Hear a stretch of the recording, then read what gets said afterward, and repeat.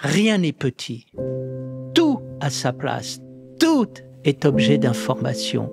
Ça nous amène vers quoi? Vers la plus belle chose qui soit, la vie commence. N'aie pas peur, sèche tes larmes, la vie commence, tu n'as encore rien vu. Attention, il y a un haut niveau d'existence, rien n'est condamné. Regarde chaque détail de l'existence. À partir de là, vous ne pleurez plus, vous n'avez plus de douleur, vous n'avez plus de tristesse.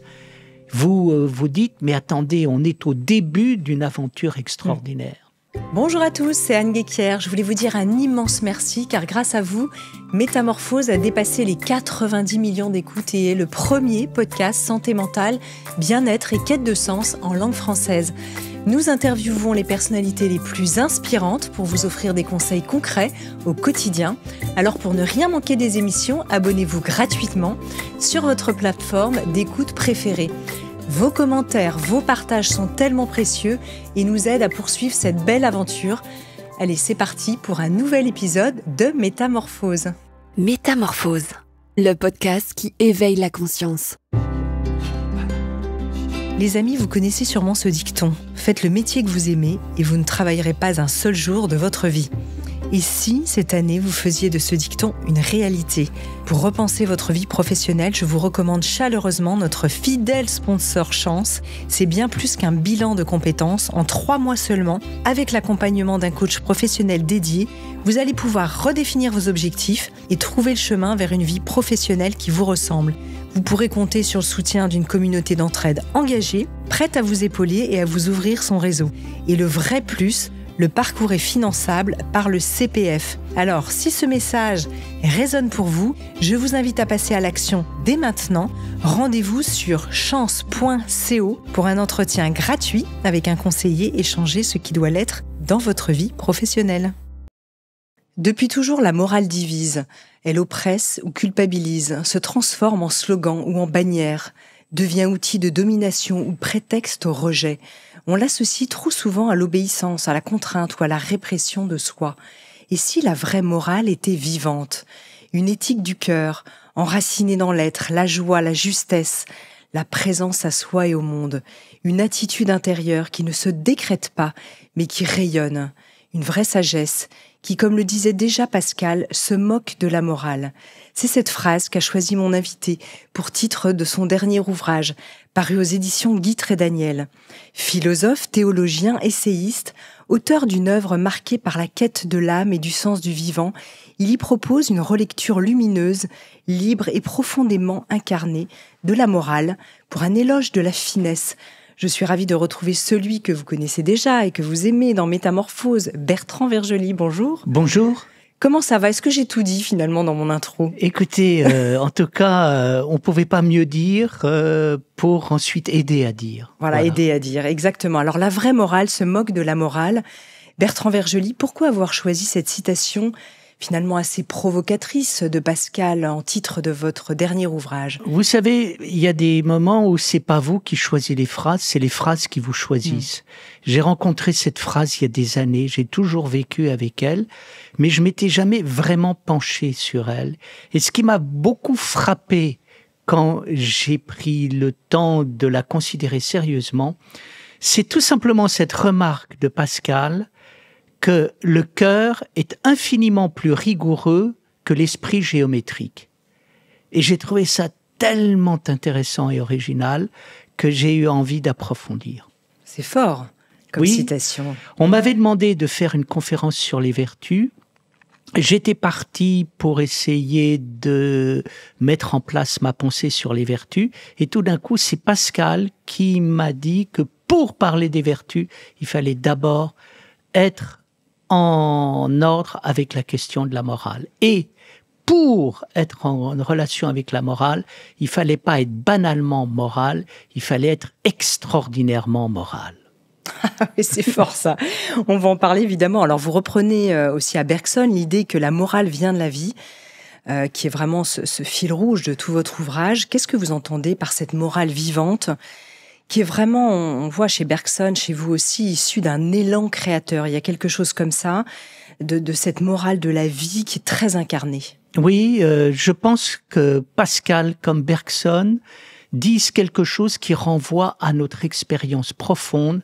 La morale se sent, la morale se vit, elle est l'accord de nous avec la vie, de la vie avec nous. Quand on est vivant, on le sent, quand on n'est pas dans la vie, on le sent, et rien n'est aussi rigoureux et personne n'est un meilleur maître de morale que le vivant qui se trouve à l'intérieur de nous. Et je crois que c'est très important de bien comprendre que la morale n'est pas sociale, la morale n'est pas une loi, la morale est une expérience vécue. On peut tricher avec les hommes, avec la société, on ne peut pas tricher avec soi. Où est-ce qu'elle prend racine d'ailleurs dans l'histoire, cette morale ? À quel moment, en fait, on parle beaucoup de morale ? Bien, écoutez, chez les Grecs, ce sont les Grecs qui parlent de morale. Ils parlent de la morale pour parler autrement de l'expérience du divin, qui fait qu'il y a une intériorisation qui se fait. Les peuples ont toujours vécu avec le sentiment de participer à un être qui embrasse tout, mais ils l'ont pas toujours actualisé d'une manière personnelle. Et ce qui est un tournant dans l'histoire, c'est le moment où l'expérience du divin, expérience céleste, devient personnelle. C'est ce que Jaspers appelle la période axiale de l'humanité, 6e siècle avant Jésus-Christ. On passe d'une culture qui est une culture religieuse à une culture de l'intériorité. Et là, nous avons affaire à l'extraordinaire développement de l'histoire dans laquelle nous sommes, où on n'a pas arrêté de décliner l'expérience intérieure à travers la Grèce, à travers Rome, à travers l'humanisme et à travers notre modernité. D'ailleurs, vous parlez de modernité.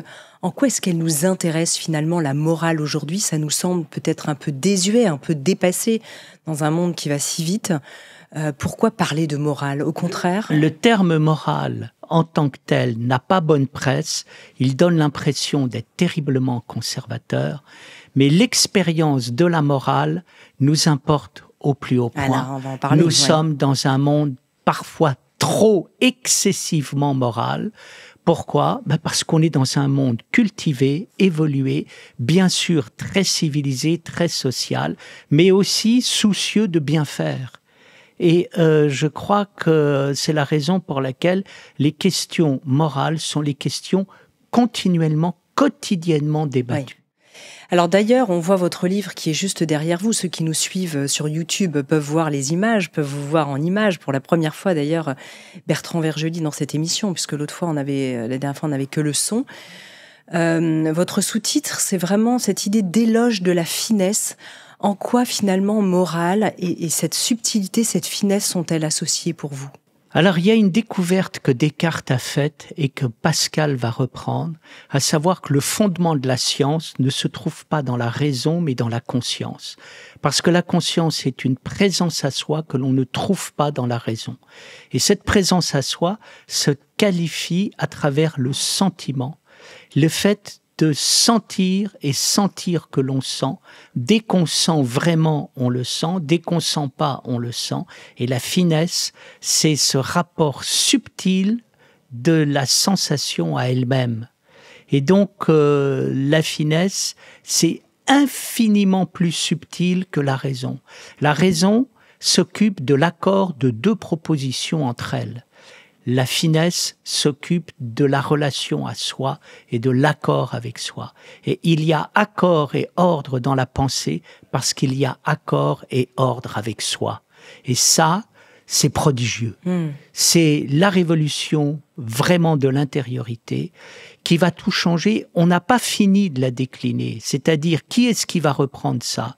Au XXe siècle, c'est Husserl, c'est la phénoménologie. Mais c'est aussi toute la physique quantique est basée sur l'idée de la subjectivité pour pouvoir aller dans les profondeurs de la matière et de l'infini. Parce que seule la subjectivité a la finesse pour pouvoir pénétrer ces hauts niveaux de réalité. Alors on revient, c'était un peu plus tard dans mes questions, mais on revient sur ce sentir, sur ce ressentir, mais aussi sur l'essence, c'est-à-dire que ça a à voir cette finesse avec notre incarnation de chair, ça a à voir avec l'émotionnel aussi. On parle vraiment d'une philosophie incarnée. Et vous voyez, ce qui m'a frappé, bon, j'ai parlé des vertus et j'ai parlé ensuite de la manière d'organiser la vie à partir des vertus. Et je ne suis pas allé du corps pour aller vers l'esprit, je suis allé de l'esprit pour aller vers le corps et expliquer, ça a été la deuxième grande découverte que j'ai fait en écrivant cela, c'est que la morale se passe dans les sens, ça se passe dans les yeux, ça se passe dans les oreilles, ça se passe dans le nez, ça se passe dans la bouche, ça se passe dans les mains. Pourquoi ? Parce que quand je vois parce qu'il y a en moi celui qui voit qu'il voit. Il y a celui qui entend qu'il entend. Et alors là, on est devant ce qu'on peut appeler l'homme transcendantal avec son corps transcendantal, qui est le corps réflexif, autoréflexif, qui nous permet d'avoir une gouverne à l'intérieur de nous-mêmes. Et qui découvre ça ? Aristote, dans l'Éthique à Nicomaque, dit « Quand nous marchons, nous sentons que nous marchons, nous sentons que nous voyons, et c'est là que se trouve l'impulsion même de la vie. » Et donc, nous découvrons ici ce que comprennent les philosophes. Il y a en nous un vivant, qui est le vivant qui vit, le vivant du vivant. Voilà. Et ça, et tout d'un coup, vous voyez, je le mets en relation avec une parole des évangiles où quand le Christ veut parler de la morale, qu'est-ce qu'il dit ? Que ceux qui ont des oreilles pour entendre, entendent. Vous avez des oreilles, vous avez des yeux, servez-vous de votre corps, servez-vous de vos yeux. C'est là que je suis. C'est là que se trouve la morale céleste. D'ailleurs, en vous écoutant, le Christ enseignait en marchant, Socrate enseignait en marchant. Là, vous avez rappelé Aristote, beaucoup d'écoles philosophiques. Oui. Là, nous sommes en train de faire un podcast statique. Est-ce qu'il ne faudrait pas finalement réhabiliter la marche pour ce... Alors, je vous signale quand même qu'il y a la marche de l'esprit et votre esprit marche très bien. Il nous amène à marcher. Et donc, je crois qu'on peut parler des sensations profondes. Mais ce que je trouve le plus grand maître de morale, c'est celui qui nous apprend à sentir et qui nous dit « Moi, je t'enseigne, mais rien ne t'enseignera mieux que le vivant qui est à l'intérieur de toi-même et que tu dois commencer à sentir. » Alors là, pour moi, c'est une révolution inouïe. Parce que je suis comme tout le monde, marqué par le politique, la loi, les règles. Nous savons qu'il y a dans le monde des pays où existe un ministère du vice et de la vertu, avec des brigades qui sont là pour surveiller en bastonnant qu'on a l'habillement qu'il faut, la barbe qu'il faut, le voile qu'il faut, ou la vertu qu'il faut. Il y a eu ça dans le christianisme, il y a ça aujourd'hui dans certaines dictatures religieuses, et c'est terrifiant. Et il nous est montré autre chose. Et on le voit très bien dans le moralisme. Le moralisme, c'est quoi ? On surveille la morale des autres et on leur fait des remontrances, des reproches en leur disant qu'ils ne sont pas ce qu'ils devraient être. Le problème, c'est pas que l'autre ne soit pas ce qu'il devrait être, c'est toi, est-ce que tu es à la hauteur, comme disait Pindare, de la noblesse qui se trouve en toi. C'est beau ça. On va rétropédaler un peu, on va revenir en arrière parce que vous interrogez sur est-ce que la morale et l'éthique, est-ce que c'est la même chose ? Quel lien finalement ont-elles ? Moi, j'aime bien distinguer 3 niveaux, la morale, l'éthique et les valeurs. La morale, c'est des principes fondamentaux qui renvoient derrière au sérieux de la vie. Et Kant nous a vraiment bien parlé du sérieux de la vie, de la loi morale, c'est-à-dire on ne fait pas n'importe quoi. Il y a des moments où il faut rappeler la règle de toutes les règles qui est le sérieux. Ensuite, il y a un deuxième niveau où on ne parle plus de la morale, on est la morale. Et donc là, c'est l'éthique. Et l'éthique fait que je demeure dans l'être et l'être demeure en moi. N'oublions pas que le terme éthique et le terme demeure, c'est la même chose. C'est la raison pour laquelle Héraclite dit « La demeure de l'homme est une demeure divine, l'éthique de l'homme est une éthique divine. » Et puis ensuite, il y a la créativité morale. C'est-à-dire, nous sommes dans la société, nous sommes dans un monde, nous parlons. Et il y a des moments, un peu comme sur le marché, eh bien, il y a des choses qui nous passionnent. Il y a un imaginaire moral et il faut qu'il y ait une esthétique de la morale, un imaginaire de la morale, une culture de la morale. et que on puisse un moment librement proposer. Non, derrière des valeurs, ce sont des aventures humaines, des aventures sociales, des aventures culturelles. Voyez. Au fond, qui a très bien parlé de la morale, de ce point de vue-là, et des valeurs, c'est Sartre. Qui est Sartre? Sartre, c'est un mousquetaire qui rêve d'aventures morales et qui a un sens de l'aventure. Sartre est un mousquetaire, j'aime bien. J'aime beaucoup quand vous dites « nous croyons qu'il y a une vie ». Il y en a deux, il y a la vie courante et la vie qui est, vous en avez un peu déjà parlé. Et vous citez par 2 fois Simone Veil, la philosophe. Il est donné à peu d'êtres d'avoir conscience que les choses et les êtres existent à ce propos. C'est vraiment intéressant ce distinguo entre la vie courante et la vie qui est. Ça nous renvoie peut-être même à une forme de dualité alors que c'est pas le cas parce que on est vraiment dans l'un dans cette vision. Expliquez-nous. Ben écoutez, ce sont des moments où on s'arrête et on regarde pour regarder, on écoute pour écouter, on sent pour sentir. Et tout d'un coup, on vit vraiment. Et nous, dans la vie quotidienne, dès qu'on s'arrête simplement pour regarder, écouter, entendre, on voit la vie qui apparaît. Et qui fait qu'il y a cette rencontre parfois fulgurante entre l'être et l'existence qui donne le moment esthétique de la vie. Et je pense que les moments esthétiques de la vie sont les moments fondamentaux.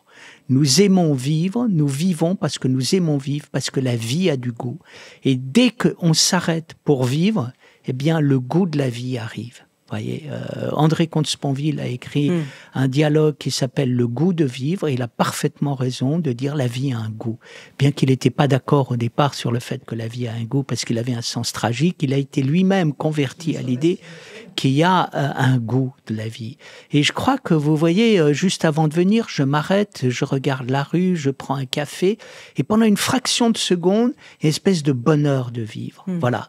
Et ça, c'est la deuxième vie de la vie et je crois à la dimension métaphysique de la vie et que nous avons un rapport à l'être.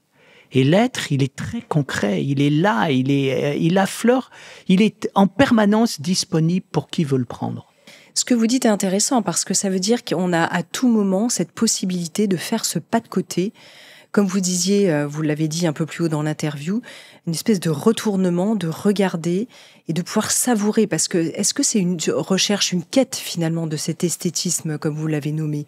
Est-ce qu'il faut rechercher ou simplement se dire je pose, je regarde et je fais ce petit retournement intérieur, quelle que soit la situation? Vous avez nommé le petit café de ce matin. Alors, je pense qu'il faut le cultiver. Oui. C'est-à-dire, c'est donné, mais comme toute chose, tout ce qui est donné se cultive, et c'est ce qui fait que c'est vraiment donné.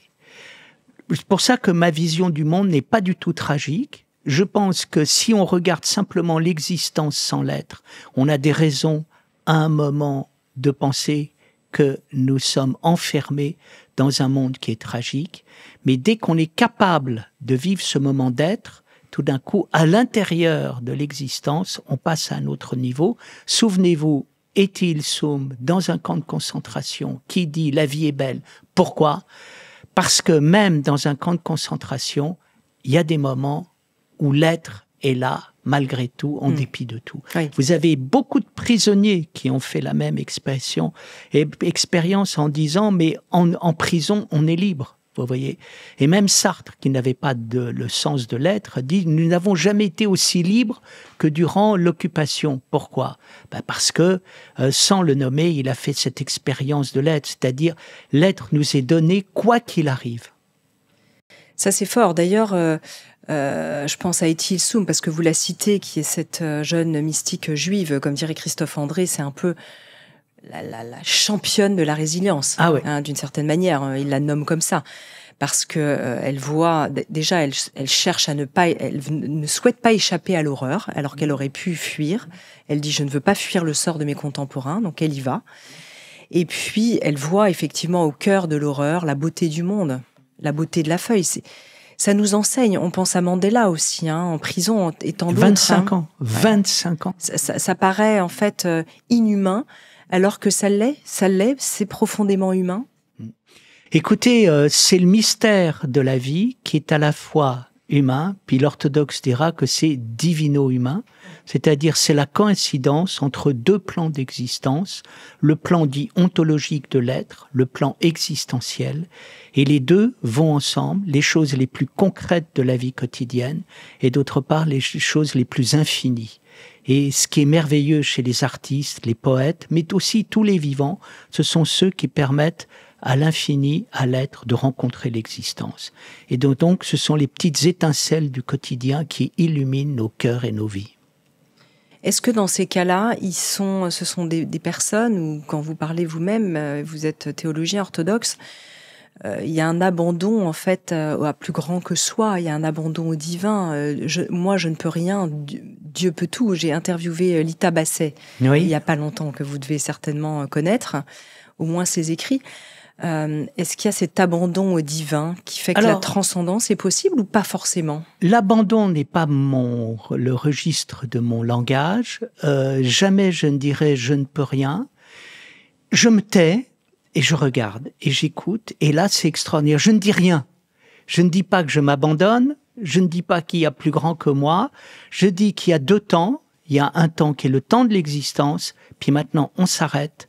Et là, on laisse venir quelque chose qui va te parler et qui va te donner quelque chose pour toi. Quelles que soient nos croyances, en fait. Quelles que soient nos croyances, c'est-à-dire, si je dis les systèmes de représentation dans lesquels nous sommes, nous avons tous un système de représentation. Il y a un système de représentation chrétien, non chrétien. Et puis après, il y a des choses à un autre niveau. Alors c'est très intéressant, parce que ça veut dire qu'il y a un moment où on se rejoint tous. On peut discuter sur les représentations, les croyants, les non-croyants. Mais il y a un moment, devant l'extraordinaire de la vie, on ne discute plus, et ça concerne tout le monde. Vous voyez ? Il n'y a plus de croyants et de non-croyants, il y a le fondamental, et il y a ce qui me touche, et il y a ce qui me bouleverse, et il y a ce qui nous bouleverse tous, qui nous émeut, qui nous passionne, qui nous enthousiasme. C'est ça qui est important. Vous voyez. Oui. D'ailleurs, vous revenez sur la dualité dans votre ouvrage et vous dites le bien n'est pas le contraire du mal. Ah, très important. Oui. C'est-à-dire, la véritable morale n'a rien à voir avec le bien et le mal. Pourquoi ? Parce que si je fais du bien l'opposé du mal, ça veut dire que le bien est le bien parce qu'il est le contraire du mal. Donc le mal a besoin du bien le bien a besoin du mal pour exister, donc le mal est bien. Si le bien est le contraire du mal, ça veut dire que le mal a intérêt à ce que le bien existe. Au fond, le bien a intérêt au mal, le mal a intérêt au bien, et finalement on est dans le discours pervers qui fait du mal la source de tout. Et donc, ce qui est important, c'est de se taire et de dire, vous arrêtez de parler du bien et du mal, parce que quoi que vous dites, vous allez vous tromper et vous allez tromper les autres. Et d'ailleurs, vous dites le bien est autonome, rayonnant. Oui. Le bien renvoie à une justesse profonde de l'être avec lui-même. Et j'aime cette parole de Berdiaïev qui dit, le mal est le contraire du bien, qui n'est le contraire de rien. Et tout d'un coup, on passe à un autre niveau. Et c'est ce niveau d'être extraordinaire où on sent que les choses sont justes et conformes à elles-mêmes. Et il y a un texte que j'aime beaucoup qui parle admirablement de tout ça, c'est le Tao de Lao Tzu, où il y a un sens de la justesse qui est admirable. D'ailleurs, vous dites la vertu véritable est sans vertu. Enfin, vous le citez, hein, oui. La vertu véritable est sans vertu. Voilà. Ouais. Ça, c'est exactement c'est la même chose que l'on trouve chez Pascal. Pascal est taoïste et le Tao est pascalien. C'est-à-dire que les véritables vertus vont au-delà, nous emmènent au-delà. C'est un état de silence et c'est un état où on est informé par le ciel, on reçoit des informations fulgurantes, d'une justesse confondante. C'est important d'ailleurs pour vous de regarder du côté des philosophies aussi orientales. Ah, c'est très important. Ouais. Je vis avec et j'écoute ce qui se passe. Et en particulier, les maîtres taoïstes sont pour moi des maîtres absolus. Je me reconnais dans cette chose si fine et dans laquelle il y a un moment, le moment ontologique passe à travers le moment existentiel. Tous les haïkus japonais ont ce sens inouï de l'existence et de l'être. Il parle aussi, finalement, on parle de souffle chez les chrétiens, eux parlent de respiration, de cet inspire, de cet expire qui nous parle de la mort, mais aussi du vivant, finalement. et qui nous parle de tout ce qui nous met en avant. Savez-vous pourquoi l'expire est si important? Vous allez me le dire. L'expire est important parce que l'inspiration, la respiration se fait d'elle-même à partir de l'expire. Et en particulier, un ostéopathe m'a fait remarquer que quand vous expirez profondément, tout le système immunitaire se met en place et les dispositifs d'auto-guérison qui sont à l'intérieur de vous peuvent commencer à se manifester. Et donc, nous avons cette respiration qui passe à travers les opposés. Et je crois que c'est très important dans une symbolique chrétienne, la croix. On passe par les opposés pour pouvoir aller au-delà. Donc, on passe par l'inspire, l'expire pour aller vers le souffle, la respiration. Et le souffle, c'est ce qui nous met tout en avant et qui permet à l'inouï de venir nous visiter. L'inouï, est-ce qu'il est aussi le un? Oui, parce que l'un est à la fois, contient en lui non pas la négation de la diversité, mais il est la diversité en acte. C'est-à-dire, vous avez quelque chose qui a appelé la méditation des présocratiques, il y avait l'un, le multiple, et il y a la rencontre entre l'un et le multiple, qui est l'inouï, si vous voulez, de la vision inspirée, dans lesquelles la diversité et l'unité, c'est la même chose. L'un est incroyablement divers et le divers est un à travers sa diversité. Et entre les deux, vous avez surtout la rencontre, l'information et vous, en tant que vivant, qui allez en faire quelque chose. Dans la philosophie taoïste, on retrouve bien ça aussi. Vous parliez des haïkus, mais je repense aux Chinois. Dans les pleins et les déliés, il y a vraiment cette idée, évidemment, qu'on va retrouver dans le yin et le yang aussi, d'unité. Et toujours... De complémentarité. Et de complémentarité. Oui. Et on retrouve le symbolisme de la croix, c'est-à-dire passer par les opposés pour aller au-delà des opposés, vers une manière incroyable de voir les choses, c'est-à-dire on n'imagine pas ce que c'est que le dépassement des opposés qui se saisit des opposés, non pas pour les détruire, mais pour les transfigurer. C'est formidable. Alors d'ailleurs, on pourrait imaginer que les passions et les vertus soient ces pleins et ces déliés d'une certaine manière. Tout à fait. Oui. C'est-à-dire que dans une vision, nous avons quelque chose qui est faussé, qui n'est pas dans son acte, donc qu'il pêche par excès ou par défaut. Et puis vous avez quelque chose qui est juste et qui permet à un moment à ces qualités qu'on appelle les vertus pour rayonner d'énergie. Est-ce qu'on fait un petit tour par les passions? On peut faire un petit tour par les passions. Parce qu'on commence par les passions et peut-être pas par les vertus. Alors on les recite, gourmandise, luxure, colère, tristesse, jalousie, oui. L'avarice et l'orgueil. Vous dites que ce sont des manières de se perdre, des errances de l'âme qui se coupent de l'être. Vous parlez vraiment de cette perte d'âme. Comment finalement on peut voir ces passions plutôt comme des signaux ou des voies d'éloignement finalement de soi, plutôt que des péchés à condamner en fait. Alors, sauf si on a confondu péché et faute. Oui. Et ce qui fait qu'on passe complètement à côté du péché. C'est ça. Alors ça, c'est intéressant que vous nous l'expliquiez, oui. Et le péché veut dire rater la cible, que ce soit en grec, amartia, ou en hébreu. Et ce qui est intéressant dans la Bible, c'est qu'on peut dire la faute vient avec le crime entre Caïn et Abel, mais l'histoire humaine ne commence pas par le crime, elle commence par l'erreur profonde d'avoir en fait de se nourrir du bien et du mal et de ne plus être dans l'information céleste pour pouvoir guider sa vie. Donc, qu'est-ce qu'on voit ? On voit à un moment que on n'est plus dans l'axe. Et qu'est-ce qui fait qu'on n'est plus dans l'axe ? Ça commence par le rapport au ventre, ça commence par le rapport au sens, ça commence par le rapport au corps. C'est que tout d'un coup, on mange n'importe comment. Tout d'un coup, on a un désir qui devient un désir fou. Et puis, qu'est-ce qui se passe ? On est en colère contre soi-même parce qu'on est triste. Et puis, on est triste parce qu'on est en colère. Et alors, qu'est-ce qui se passe ? Eh bien, à un moment, on essaye de compenser sa tristesse et sa colère par l'avarice, la jalousie ou bien encore l'orgueil. Et on s'aperçoit que au fond, tout s'est désorganisé. Hein. Et qui est-ce qui a marqué, qui est-ce qui a parlé des passions? Évagre le Pontique. Et Évagre le Pontique n'a jamais parlé de cette ânerie qu'on appelle les péchés capitaux, avec les péchés que tout un christianisme a développé avec une table des péchés. Je vous signale quand même que on est arrivé à faire une nomenclature des péchés et à en comptabiliser 217. Vous voyez bien, des choses à ne pas faire, ça n'a aucun sens. Oui. La vérité, c'est de dire qu'il y a l'âme et il y a ce qui encombre l'âme et qui fait que on est dans une confusion complète. Et ce qui est très intéressant, c'est pourquoi? Parce que tu te nourris mal, parce que tu sens mal, parce que tu n'habites pas ton corps, parce que tu es complètement désincarné et que ton corps n'incarne plus rien. Et donc, qu'est-ce qui se passe? Pour que le corps soit le corps, il faut que le corps incarne quelque part le souffle vital. Et le souffle vital, il est souffle vital parce qu'il prend chair. Et donc, tout le problème, il est là, reviens dans ton assise. Vous savez, c'est des choses que les cavaliers connaissent bien, être dans son assiette, avoir de l'assiette, voyez.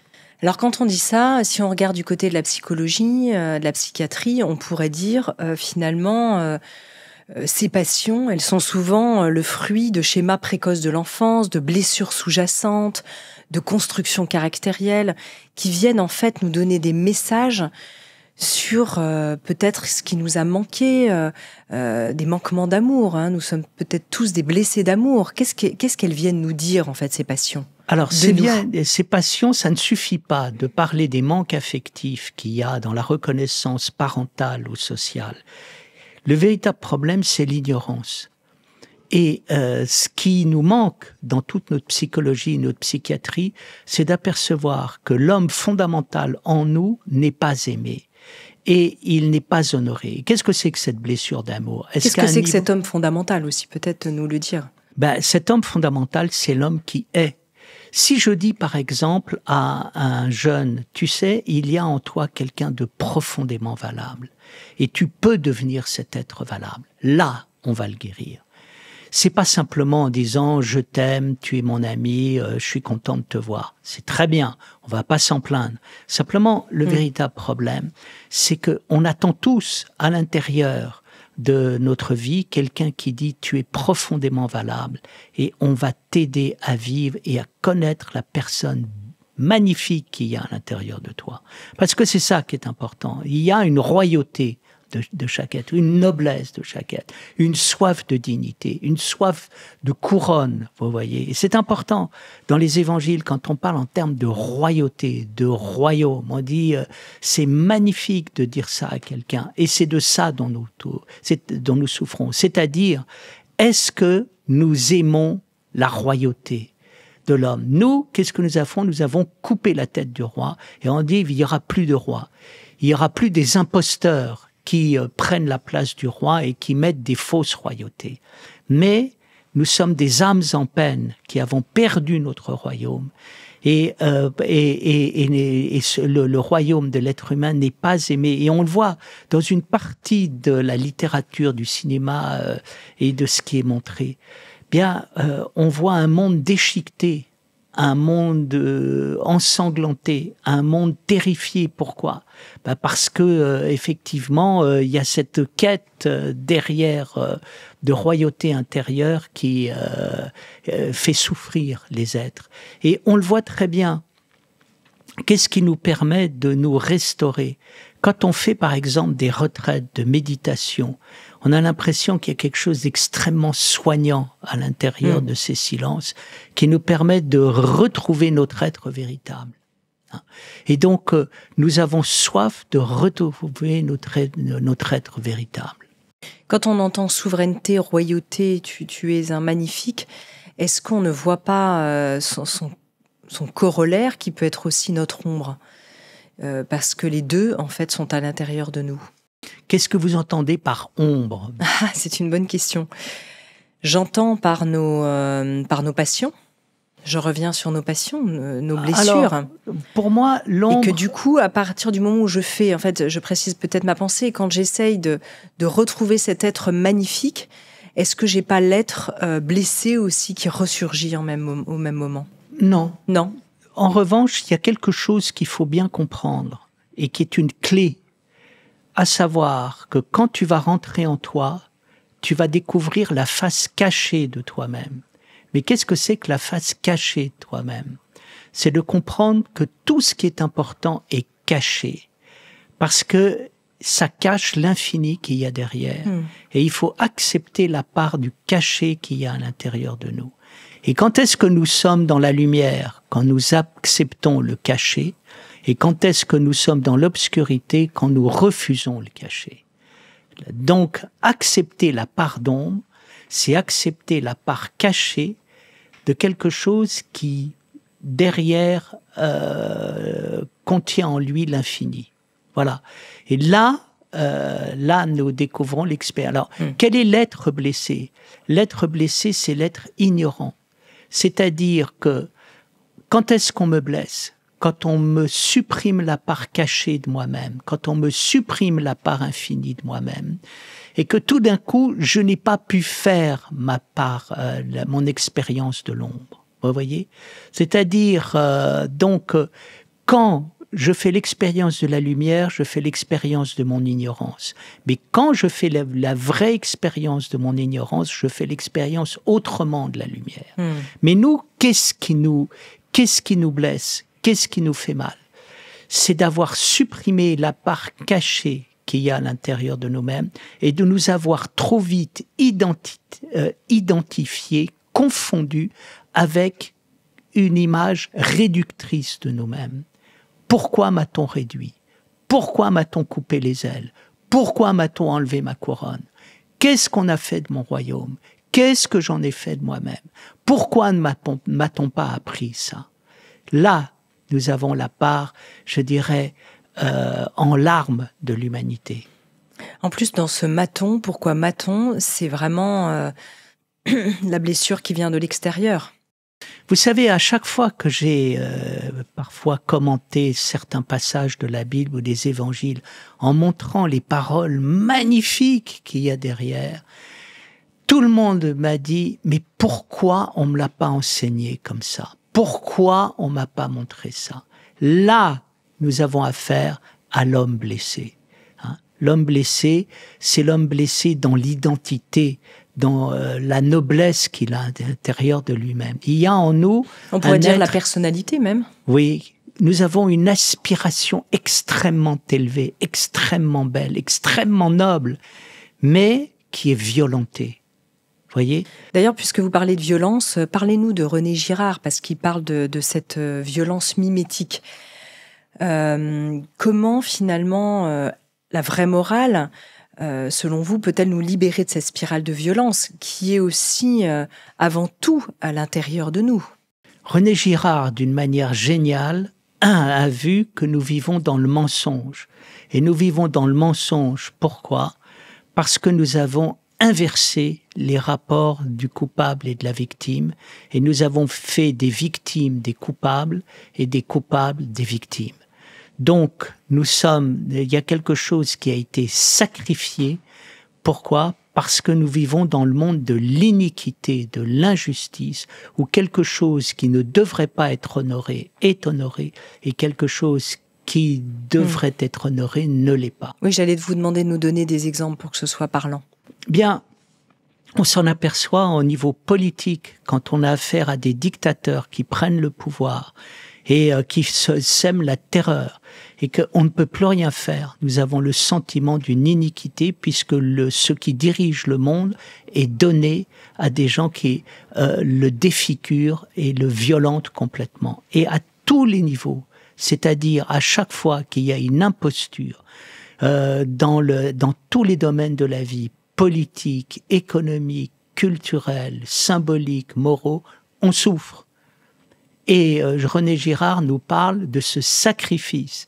Et à un moment, je veux dire, il a raison de dire, entre autres, un des aspects de l'enseignement du Christ consiste effectivement à dénoncer cette violence qui a été faite par c'est-à-dire, il est dit à un moment, Vos pères ont tué les prophètes et vous continuez à les tuer. Mais qu'est-ce que ça veut dire tuer un prophète? Ça veut dire, est-ce que vous vous rendez compte ce que vous avez mis à la place comme enseignement, comme pouvoir, comme honneur? Mais c'est une honte. C'est une honte de voir comment vous osez admirer et donner à admirer un certain nombre de choses, alors que c'est un scandale. Et en même temps, ils sont aussi une part cachée de nous-mêmes, c'est-à-dire à la fois de cette victime et de ce bourreau. Et ils en sont aussi les représentants d'une certaine manière, à plus ou moins grande échelle. C'est ce que disait la Boétie. La Boétie dit, vous admirez les tyrans, arrêtez de les admirer, vous les verrez s'écrouler comme des colosses aux pieds d'argile. Bien, c'est la même chose. Ce que les autres admirent, moi aussi, je l'admire. Et il y a des moments, je suis aussi bête que les autres, et je participe à l'admiration collective. Et en même temps, les stoïciens, Épictète que vous citez, nous invitent aussi à la liberté intérieure en faisant fi de ce qui ne dépend pas de nous. Comment naviguer entre ce que vous venez de dire et finalement les stoïciens? Bien, les stoïciens ont un côté génial, pour nous permettre de nous réconcilier avec l'existence.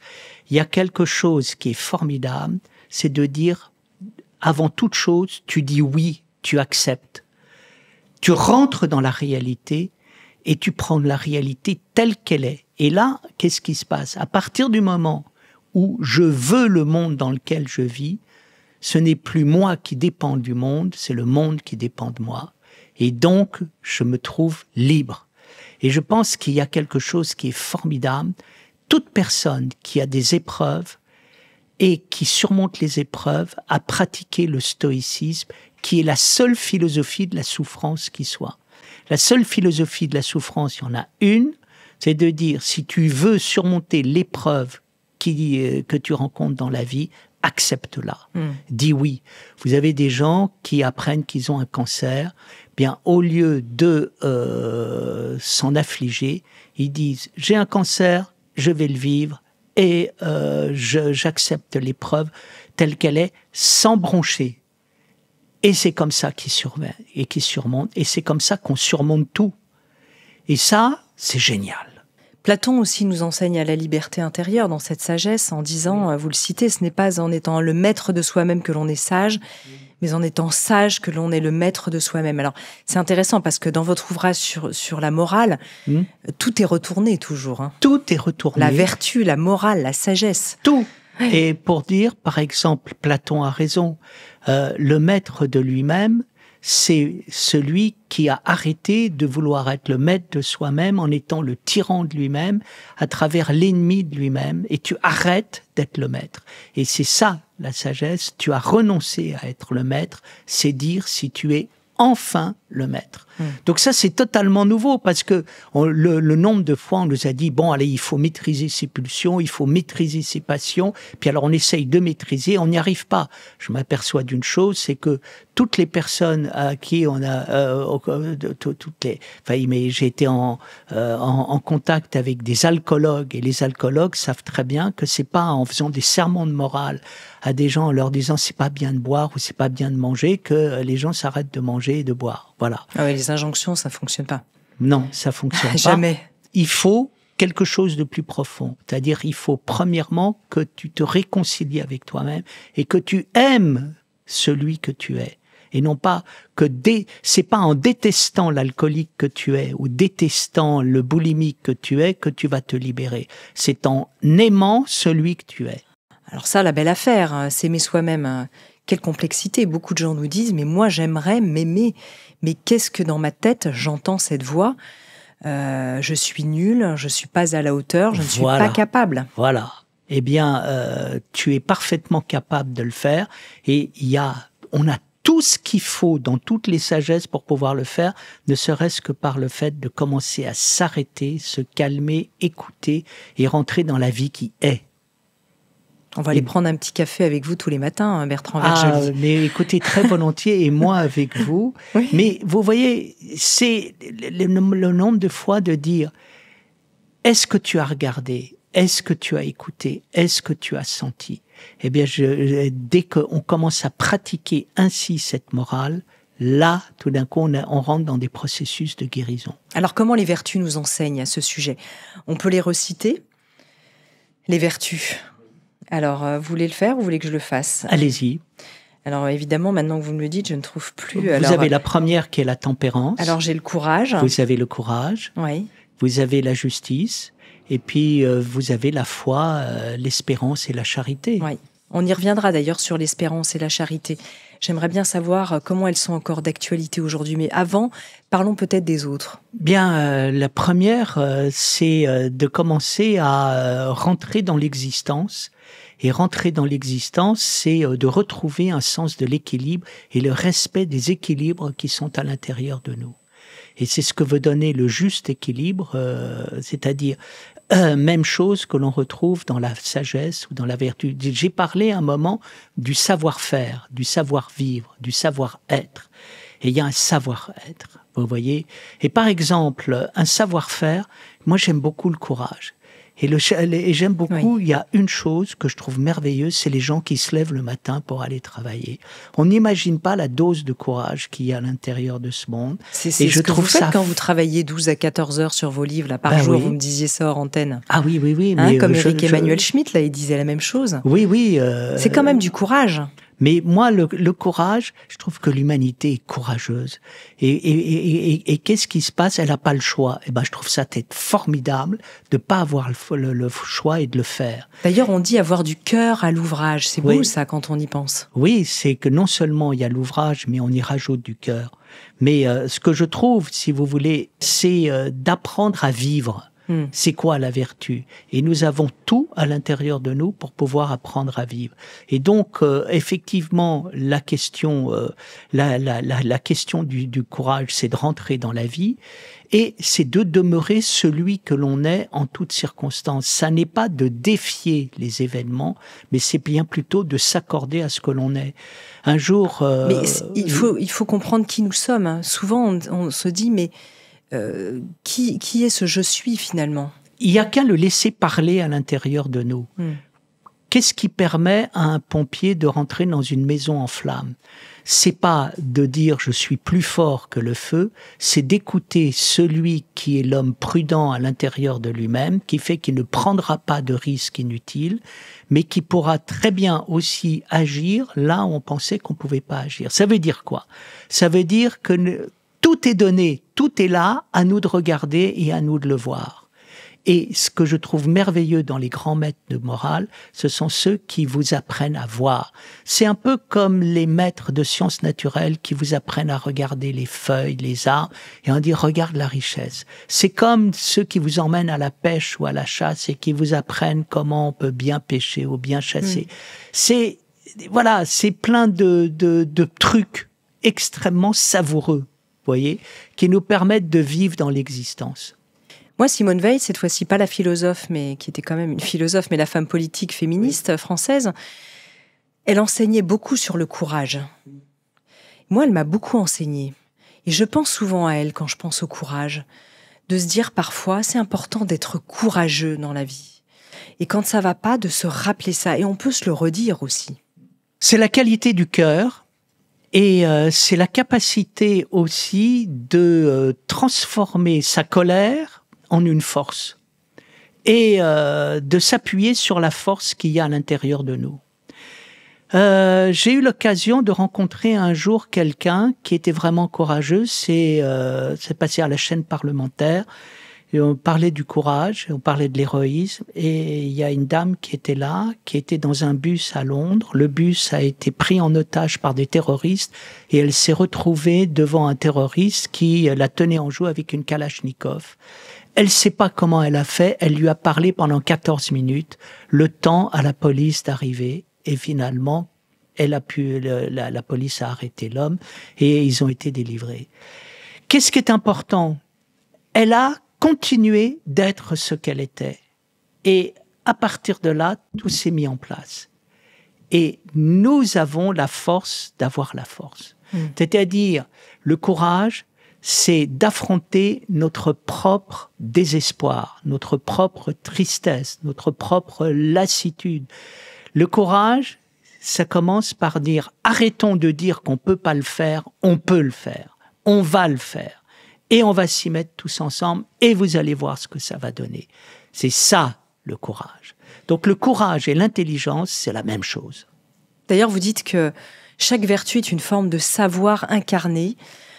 Est-ce que finalement, ça change notre manière de voir la vie ? Il y a une justesse, en fait. Et peut-être aussi, vous parliez de l'espérance, de la foi et de la charité. Je me suis demandé dans quelle mesure, d'autant plus peut-être, alors moi je suis chrétienne, mais quand on n'est pas chrétien, comment est-ce qu'elle pouvait être encore des ressources vivantes aujourd'hui ? Alors, la question de la foi, pour moi, est l'accès au plus haut niveau de connaissance auquel nous avons affaire. Les philosophes ont réfléchi foi ou savoir, et la réponse la plus intelligente, c'est celle qui dit arrêtez d'opposer le savoir à la foi ou le savoir. La foi et le savoir, c'est la même chose. Pourquoi ? Est-ce que tu penses qu'il y a un niveau de savoir de l'existence qui est supérieur ? Et si tu penses qu'il y a ce savoir supérieur de l'existence, est-ce que tu y crois vraiment ? Donc, est-ce que tu véritablement es prêt à aller dans le savoir ? Là, on est dans l'expérience de la foi. Il ne s'agit pas d'une croyance, il s'agit d'une certitude. Et moi, j'entends beaucoup de gens me disent « Oh là là, il ne faut pas être dans la certitude, arrêtez, c'est magnifique d'être certain, c'est pas du tout être aveuglé, c'est d'être fort à l'intérieur de soi-même. Dans des niveaux d'existence. Et vous avez 3 niveaux d'existence. Premièrement, je rentre dans l'existence et dans le caractère spirituel. Donc ça, c'est formidable. Hein. Hegel a cette belle parole et dit « Platon est un penseur mondial qui nous a appris que le spirituel est réel. » Et donc ça, c'est le premier point. Attention, ce que nous vivons est spirituel. Tout est spirituel, tout est source d'enseignement. Ensuite, le deuxième point qui est important, l'espérance, pas de tragique. Je dis oui, fondamentalement, à la vie, c'est un oui infini. Et ce que je trouve formidable...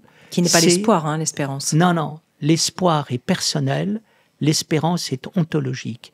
Est-ce que l'existence est tragique ou pas ? Et je dis, l'existence est difficile, mais ne dites jamais qu'elle est condamnée au départ. Ça, rien n'est condamné au départ, une fois pour toutes. Même dans des moments où on peut avoir des maladies dans lesquelles on est condamné, même condamné, on n'est pas condamné. Et puis ensuite, j'aime appeler la charité la finesse infinie. C'est-à-dire qui fait que je vais voir à un moment le souffle créateur dans l'immense, mais aussi dans les plus petites choses. Hein. Et je crois qu'il y a ici quelque chose dans la charité.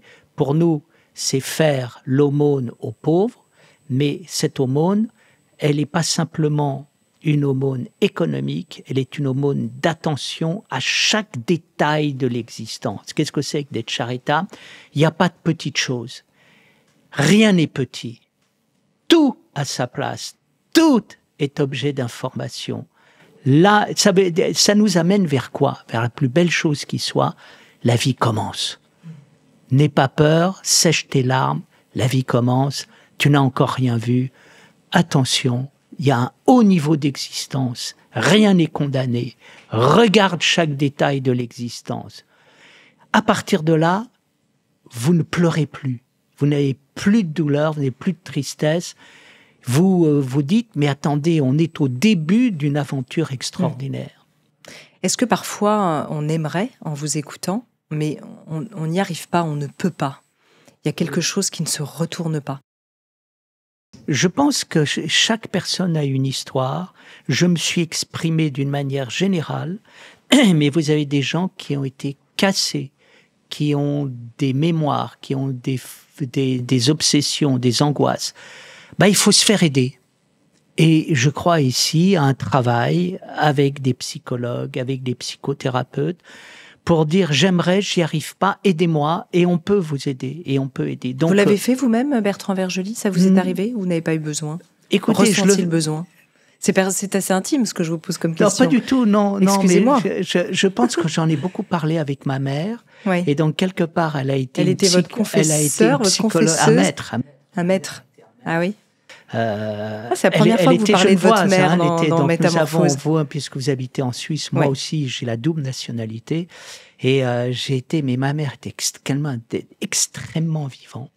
Et c'est quelqu'un qui a lutté en permanence contre la dépression. Donc, c'était une dépressive gay. Vous voyez. C'est pas mal, ça.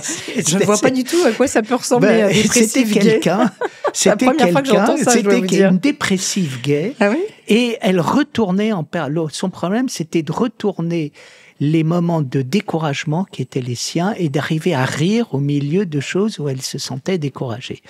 Et on a beaucoup parlé j'ai beaucoup fait ce travail. Après, je l'ai fait tout seul. Elle m'a beaucoup enseigné, oui, quand je passais des concours quand même très difficiles, comme Normal Sup ou l'agrégation, et elle me disait tout le temps, les continuants sont les gagnants. Et donc... les continuants sont les gagnants, c'est beau. Les continuants sont les gagnants. Ouais. Donc, il y a eu ce travail. Moi, je crois aussi... il y a des gens formidables qui peuvent vous aider partout autour de nous. Ils ont de la science, ils ont du savoir. Et servons-nous de ce que la civilisation, la culture, la société met autour de nous. Il y a des gens qui savent et qui ont des très bons trucs. Alors justement, on va en parler. Alors simplement, peut-être pour finir sur la foi, j'avais envie de citer Jung qui dit « je ne crois pas, je sais », dans cette idée vraiment d'absolu, d'un savoir intérieur qui est vraiment vécu dans l'être.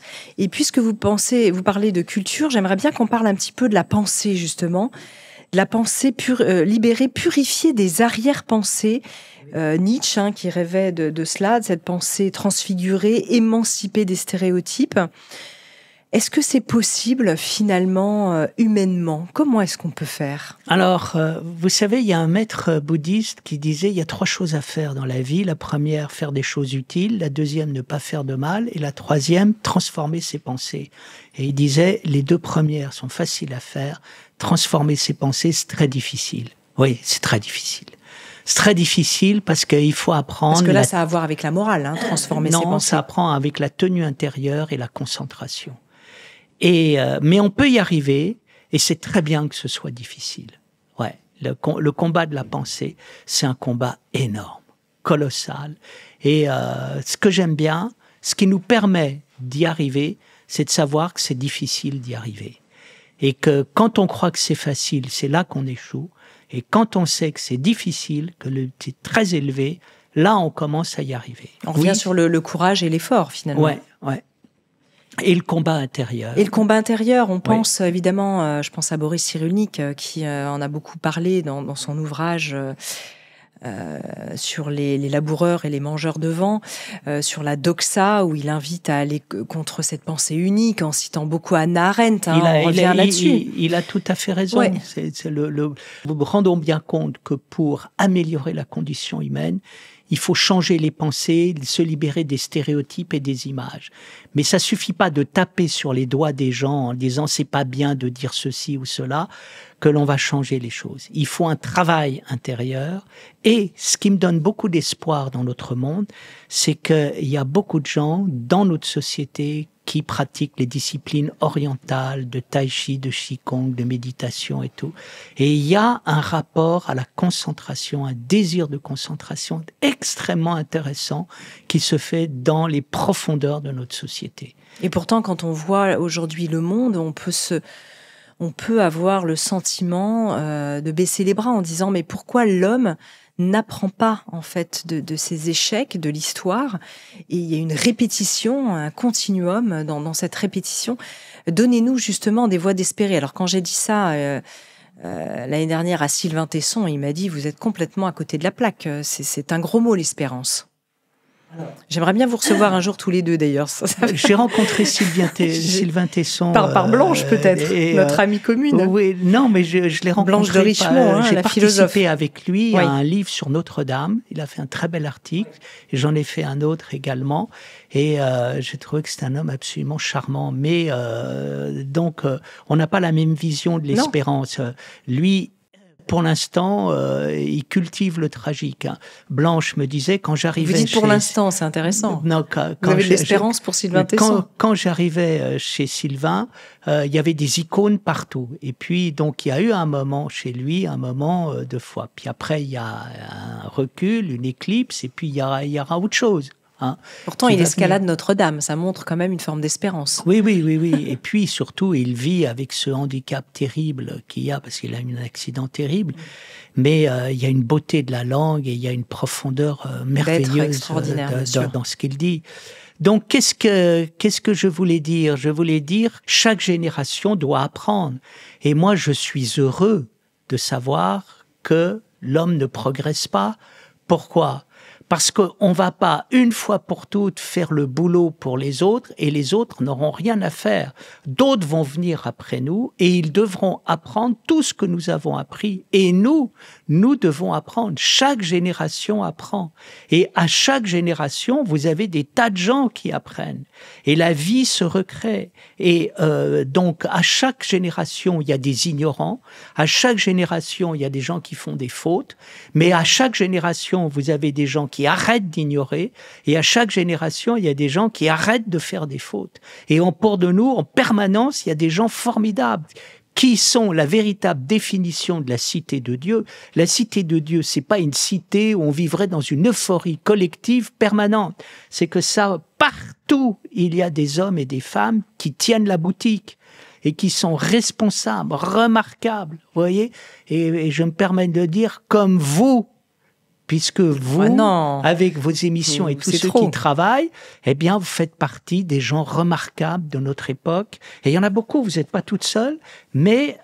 J'espère bien, je ne pensais même pas en être. Mais on tient la boutique. Et je vois des gens partout, dans des hôpitaux, dans toutes les entreprises et tout, à tous les niveaux. Et il y a tout un monde qui va mal, parce qu'il est encore ignorant, mais il y a tout un monde qui va très très bien. Heureusement. Et n'oublions pas que le monde est sauvé en permanence. Le monde est réparé en permanence.